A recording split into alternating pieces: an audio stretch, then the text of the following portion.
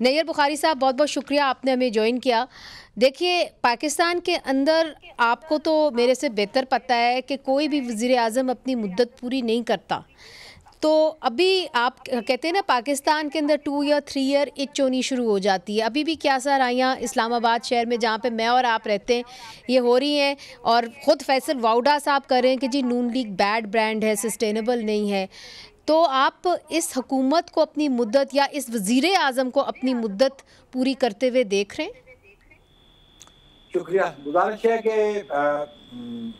जहाँ तक असेंबली की मुद्दत पूरी करने की बात है, ऑब्वियसली अगर प्राइम मिनिस्टर एडवाइस ना करे रेजोल्यूशन की, तो और तो कोई रास्ता नहीं है।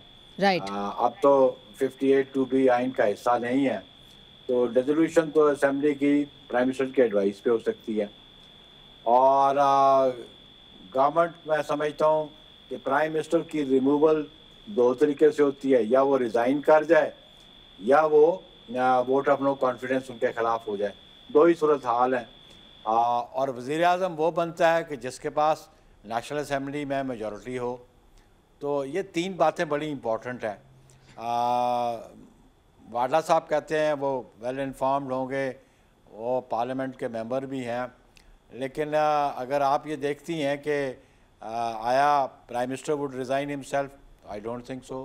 अभी तो अपरेंटली कोई ऐसी बात नज़र नहीं आती। वो तो बड़े सेटिस्फाइड नज़र आते हैं कि इकॉनमी बड़ी दुरुस्त हो रही है, स्टॉक एक्सचेंज बड़ा ऊपर जा रहा है, इन्फ्लेशन बहुत नीचे आ गई है। ये बातें तो हैं।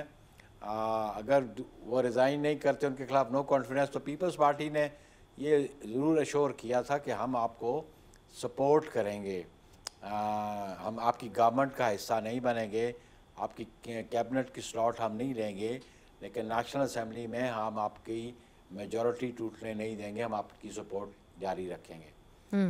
बाकी स्पेकुलेशंस होती रहती हैं पाकिस्तान में, और पाकिस्तान की पॉलिटिक्स के बारे में मैं नहीं समझता हूँ, दुनिया की पॉलिटिक्स के बारे में प्रेडिक्शंस जो हैं वो नहीं की जा सकती।